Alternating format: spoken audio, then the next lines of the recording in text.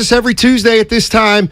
Ross, we just bring you into this conversation. We're talking about Christian McCaffrey. Obviously, the 49ers put up some points last night. What do you think is the difference between the 49ers with McCaffrey as opposed to without him?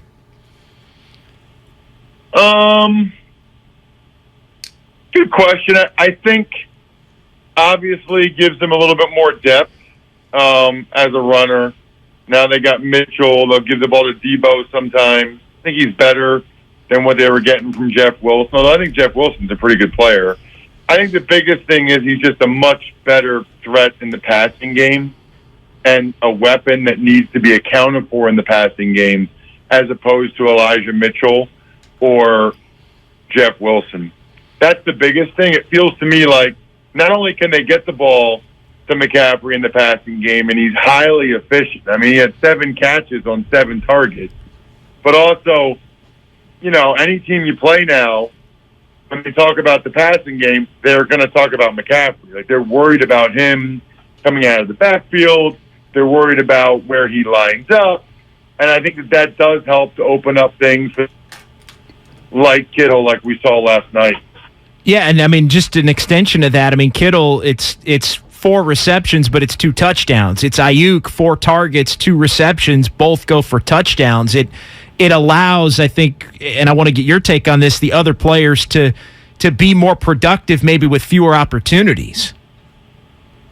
1,000%. Yep. I mean, it all goes together, right? It all goes hand in hand. And last night, they looked really good. And they have a bunch of different weapons. They have 2 good receivers. Kittle looked as good as he has in a while. We know what McCaffrey can do now there. I will say this. I don't know if you guys have seen my tweets today, at Ross Tucker NFL. The Niner love is a little bit much today. Okay. I mean, do I think they're a good team? Yeah.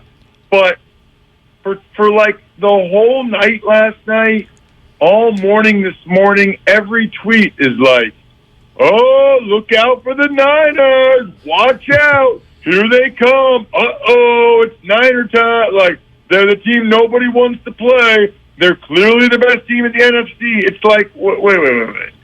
I watched the week before against the Chargers, who, by the way, had no D tackles by the end of the game.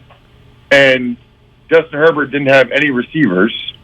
And they still barely beat the Chargers in that game. I mean, I'm not taking anything away from what the Niners did last night, but I think, to me, what the Cowboys did in Minnesota, destroying the Vikings right from the get-go. I mean, as one side of an NFL game as you'll ever see right from the start, that's not what the game was last night. I mean, last night was 17-10 at halftime. They pulled away. Niners were better. Niners were good.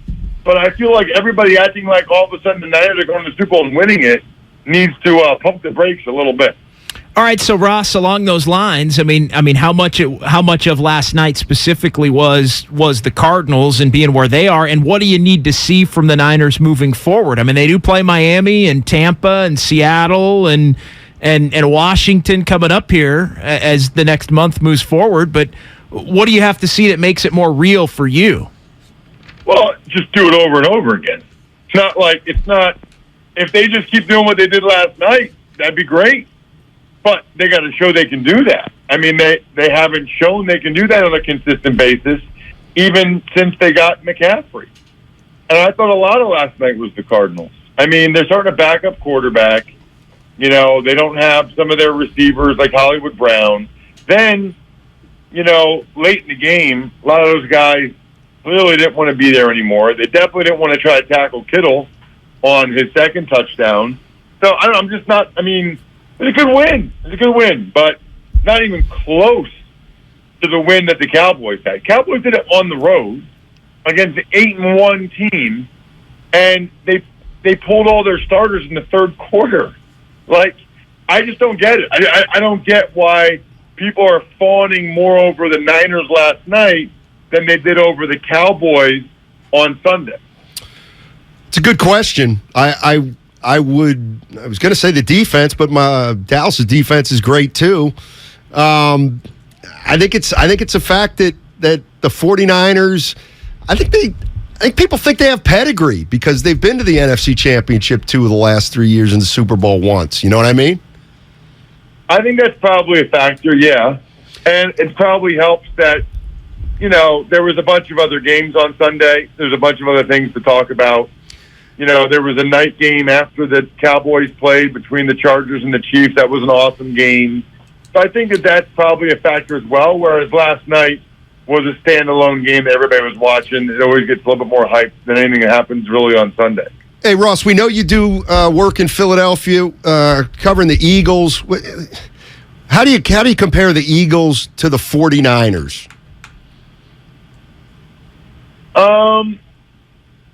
Similar, I'd say. Yeah, I'd say pretty similar. They both have a couple of really good receivers. They both have a really good tight end. I think the Eagles' offensive line is better. I like the element of Hurts being able to run more than Jimmy. Defensively, they've played really, really well this year. I mean, I think they've given up more than 17 points on defense once the whole year. I mean, they've played really, really well. I know there was like a pick six or whatever. The opener, they gave up 31 to the Lions. I can't remember how many they gave up to the Commanders, but similar, I would say. I think the Eagles have been more consistent, obviously, throughout the year, but they're not playing their best football right now, and the Niners, as of last night, are. So, yeah, that's the way it goes. Everyone's got the flavor of the month, but the reality is it doesn't really matter who's playing their best ball right now. I mean, it matters who plays their best ball in January. Do you think the Niners are the kind of team that could go in and beat the Eagles in Philly in the playoffs, I guess, is the way I'll ask it? Yeah, I do. I think they're capable of it. I think the Vikings and Cowboys and Bucks, I think they're all probably capable of it. I don't know that I see it happening. I mean, they would have to play really, really well in that game. It's going to be tough to win in Philly in the playoffs. And I'd be surprised at this point if the Eagles don't get home field advantage. I mean, they only have one loss. I know the Vikings have two, but the Eagles also beat them head-to-head, so they really have two games up on the Vikings. And the Eagles' schedule isn't that intimidating moving forward. So, I think they'll probably win like 14 games, probably like 14-3. Wow. So let me just see if I got this right. You think there's about 4 or 5 teams that can go to the Super Bowl from the NFC, and the 49ers are one of them, but you're not calling them the prohibitive favorites at this point. Definitely not. I'm not even calling them the best team in the NFC. Those are two different things. So all right. There are people calling them, like today on my betting podcast, on the Even Money podcast, my co-host, Steve Fezzik, called them the best team in the NFC. So I am certainly not ready or willing to go there. And they're definitely not the prohibitive favorite because they're going to have a tougher road. And they're going to have to win, more than likely, a couple of road playoff games. Certainly they're capable of it. They did it last year.